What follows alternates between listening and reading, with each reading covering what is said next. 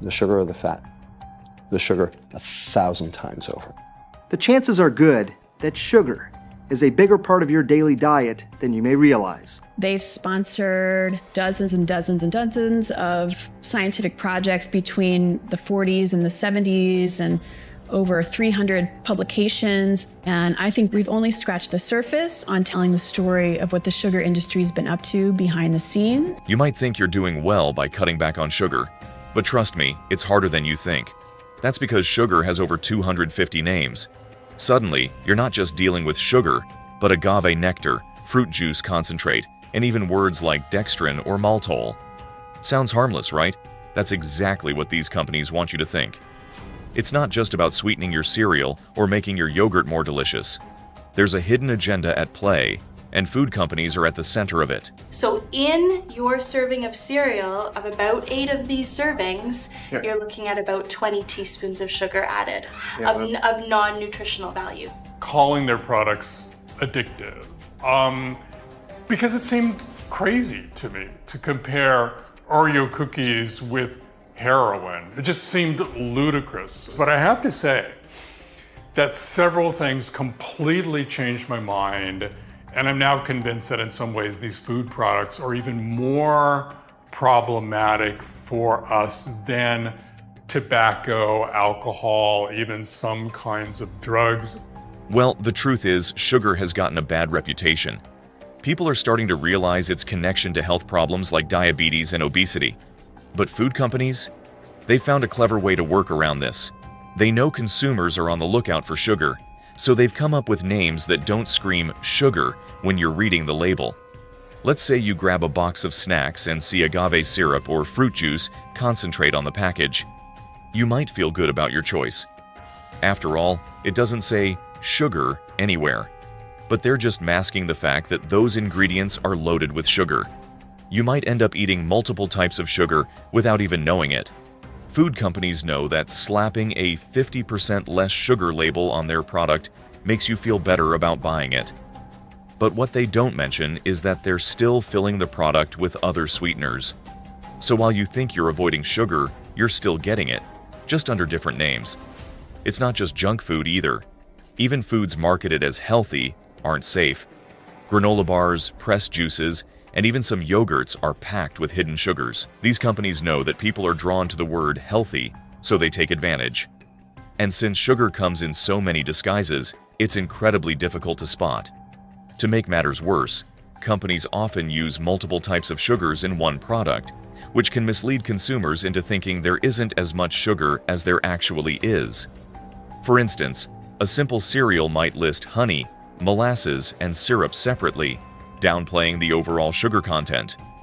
Consumers believe they're making healthier choices when, in reality, the sugar is just spread across different ingredients. Labeling tactics further complicate the issue. Food companies often use terms like low-fat or natural to market their products as healthier than they are. Consumers gravitate toward these labels, thinking they are better options. However, these so-called healthier products often contain high levels of sugar. Another common trick is to manipulate portion sizes. A product might seem low in sugar because the serving size listed on the label is much smaller than what most people would actually eat. This tactic helps downplay the amount of sugar you're consuming, keeping the full picture obscured. So, why is sugar everywhere, and why are food companies so desperate to keep it hidden? It's simple. Sugar is addictive, and it keeps you coming back for more. The more sugar you consume, the more you crave. And that means you'll keep buying their products. It's a cycle they've created, and breaking free from it is harder than you think. We've seen an explosion in the number of patients suffering from extreme obesity. In recent decades, our immediate environment has seen changes so profound that we now call it obesogenic or toxic. Food companies have been quietly increasing the amount of sugar in their products, and the reasons go beyond simple taste enhancement. There's a hidden agenda that plays into consumer preferences, marketing strategies, and the way our bodies react to sugar, creating a cycle that benefits the industry while putting public health at risk. Sugar does more than sweeten food. It plays a key role in masking unpleasant flavors, making processed products taste better. In a competitive market, where taste is king, adding sugar gives food companies an edge. Consumers are more likely to choose products that taste better, and sugar enhances that appeal. But it doesn't stop at taste alone. Sugar also triggers the brain's reward system, releasing dopamine, which creates feelings of pleasure. This response makes people crave more sugary foods and, in turn, increases their consumption. The more people want, the more companies are incentivized to add sugar, keeping consumers hooked on the very products that may harm them.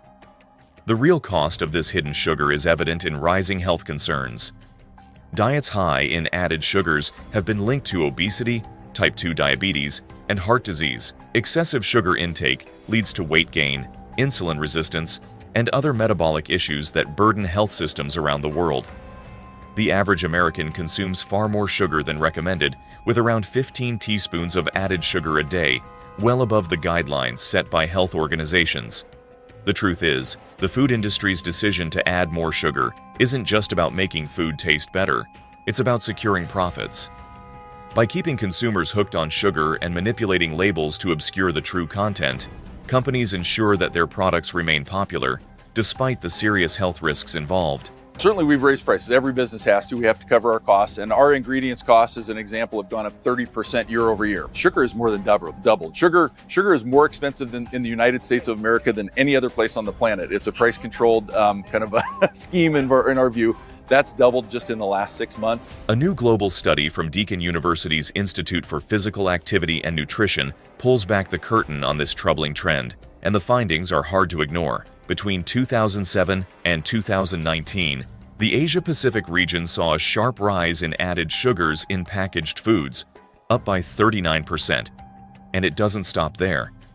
Drinks, which many think are healthier now due to fewer sugary sodas, are actually packing in more artificial sweeteners. The numbers are startling. Artificial sweeteners in beverages increased by 47% during the same period. But many of these drinks still contain sugar. So, food companies aren't choosing between sugar and artificial sweeteners. They're often adding both. Researchers explain that regulations designed to cut down sugar just aren't working. Instead of reducing sugar, food companies are simply throwing artificial sweeteners into the mix. And it's a dangerous game, especially for kids, whose taste preferences are still developing. When children grow up eating overly sweet foods, they develop a stronger craving for sugar later in life. What's even more alarming is the global picture. The study found that while added sugars in packaged foods globally increased by 9%, the artificial sweeteners trend is growing fast too. In drinks alone, sweeteners spiked by 36%. And it's not just happening in one corner of the world. Across the Asia-Pacific region, the rise in sugary and artificially sweetened products is even more pronounced. But don't think that choosing artificially sweetened foods will save you. Research suggests that these sugar substitutes come with their own health risks, including gut problems and even cancer. These artificial sweeteners aren't found in whole, nutritious foods. They're lurking in ultra-processed, unhealthy junk foods, the ones that often promise to be the healthier choice. The sweet deception. Hey guys, you're not gonna believe this. This is insane. They say you're getting B vitamins, you're getting diabetes. This is their biggest Red Bull can I've ever seen. 63 grams of sugar, 54 grams of sugar. This is marketed towards kids using Skittles. It has 200 milligrams of caffeine. This is crazy. This is why everyone's so sick. We should not be allowing these companies to market to our kids, and we shouldn't be drinking it. We don't want to support them. This is bad news for all of us. Why is there so much sugar in the food we eat? It's not just about making things taste sweeter. Food companies have a hidden agenda that most people never see. The World Health Organization, alongside experts at London's City University, dug deep into why sugar has become such a staple in our diet. And what they found is both surprising and concerning. It turns out, sugar is more than just a sweetener.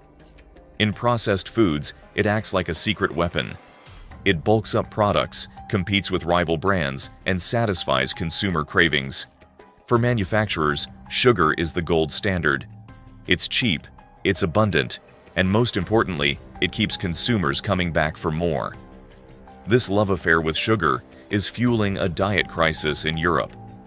The shocking part is, most people don't even know how much sugar they're consuming.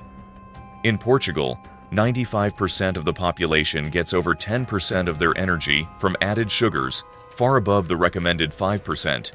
And in countries like the UK and Denmark, children as young as 4 are already consuming more than 40 grams of sugar daily. All those sugary drinks, chocolates, cakes, and biscuits add up fast. It's not just a matter of preference, it's an addiction that's been carefully engineered. But why aren't more companies cutting down on sugar? It's not that simple. Governments are trying to step in, with measures like sugar taxes and front-of-pack labeling. Countries like the Netherlands and France have made some progress, but it's not enough. There's still too much sugar hiding in our foods. The World Health Organization, Europe says the time for action is now. Europe needs stronger policies to curb its sweet tooth.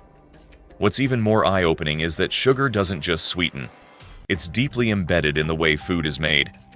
Removing it isn't as easy as it sounds. Some manufacturers are replacing sugar with non-nutritive sweeteners, but this doesn't always solve the problem. It raises another question. If sugar is removed, what takes its place? And will it be any better for us? Policies need to create disincentives for adding sugar in the first place. But to truly fix this, the world might have to rethink how food is made from the ground up. As the report warns, sugar isn't going anywhere unless bigger changes are made. Manufacturers need to be pushed to compete for healthier products, not sweeter ones. But the question is, will they step up